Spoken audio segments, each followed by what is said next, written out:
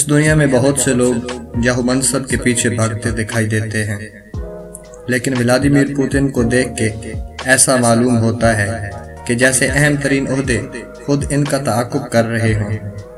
یہ 2 مرتبہ رشیا کے پریزیڈنٹ اور 1 مرتبہ پرائم منسٹر بن چکے ہیں۔ پوتین رشین سربراہ مملکت بننے والے سب سے کم عمر شخص ہیں۔ انہوں نے یہ اعزاز صرف 48 برس کی عمر میں حاصل کیا۔ انہیں ذہنی اور جسمانی ہر 2 لحاظ سے ایک سخت گیر لیڈر سمجھا جاتا ہے۔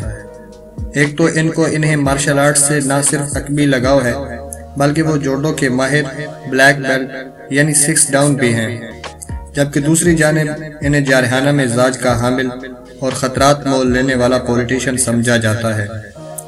ان کے لائف سٹائل کا اندازہ آپ اس بات سے بھی لگا سکتے ہیں کہ ان کے زیر استعمال 43 ہوائی جہاز، 5 ہیلی کاپٹر، 4 یارڈز اور 20 کے قریب دنیا کے مہنگے ترین محل نما گھر شامل ہیں۔ لیکن یہاں پہ یہ بات بھی ہم اپنے ناظرین کو بتانا ضروری سمجھتے ہیں کہ ولادیمیر پوتن پر ویسٹرن میڈیا کی جانب سے آئے روز کرپشن کے نئے الزامات لگائے جاتے ہیں، لیکن آج تک ان پر کوئی الزام ثابت نہیں ہوا اور نہ ہی آج تک کوئی شفاف تحقیقی کمیشن ان الزامات کی تحقیق کرنے کے لیے بنا ہے۔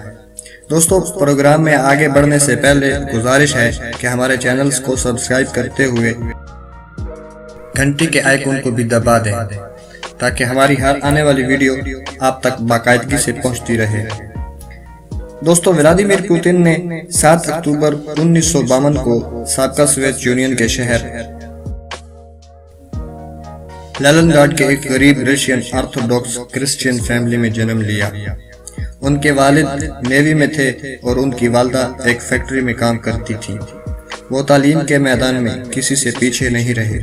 انہوں نے ابتدائی تعلیم سینٹ پیٹرسبرگ میں تعلیم حاصل کی۔ اس کے بعد انہوں نے قانون میں گریجویشن کرنے کے بعد اکنامکس میں ڈاکٹریٹ کی ڈگری بھی حاصل کی۔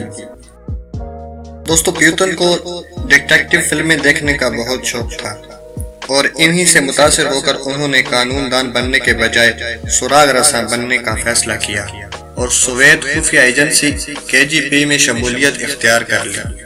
اور ان کا KGB میں بطور ایجنٹ سب سے بڑا کارنامہ یہ ہے کہ جب 80 کی دہائی میں برلن وار کے دوران جب برلن وار ٹوٹی تو جرمنی کے لوگوں نے KGB ہیڈ کوارٹر کو لوٹ مار کے لیے حملہ کیا۔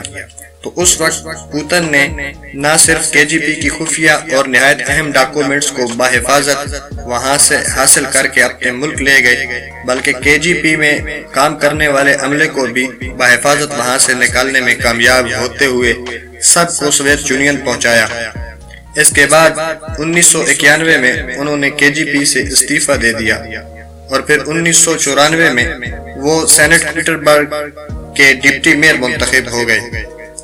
اس کے بعد مختلف عہدوں پر فائز رہنے کے بعد اگست 1999 میں رشین پریزیڈنٹ بورس ایلس نے ولادیمیر پوتن کو رشیا کا نیا پرائم منسٹر بنا دیا اور پھر اسی سال 31 دسمبر کو ایلسن نے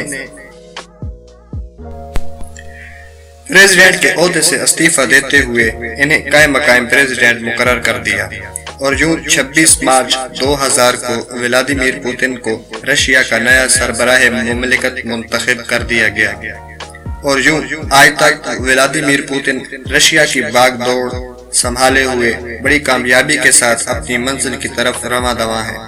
پریزیڈنٹ پوتن کو مغربی ذرائع ابلاغ نے رشیا کے قذار کا خطاب دیا ہے، جو گزرے وقتوں میں رشیا کے بادشاہوں کو قذار کہا جاتا تھا۔ اگر ہماری ویڈیو اچھی لگے تو نیچے کامنٹ باکس میں اپنی رائے دینا نہ بھولیں اور ہماری اگلی ویڈیو آنے تک اپنا اور اپنے اہل و عیال کا خیال رکھیں۔ شکریہ۔